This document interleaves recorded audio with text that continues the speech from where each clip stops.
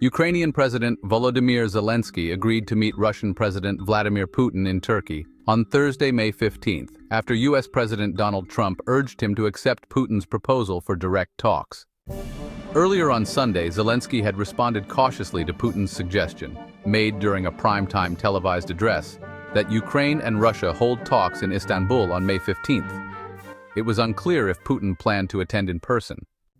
"I will be waiting for Putin in Turkey on Thursday, personally. I hope this time the Russians won't make excuses," Zelenskyy wrote on X. Putin's offer came hours after major European powers demanded in Kiev that Russia agree to a 30-day ceasefire or face stronger sanctions, a stance supported by Trump's Ukraine envoy, Keith Kellogg. Zelenskyy said Ukraine would be ready for talks only if Moscow first agreed to the ceasefire.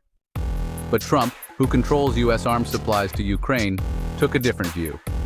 President Putin doesn't want a ceasefire with Ukraine but wants to meet Thursday in Turkey to negotiate ending the bloodbath.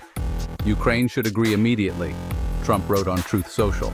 He added that the talks would clarify whether a deal is possible, helping the U.S. and Europe decide their next steps.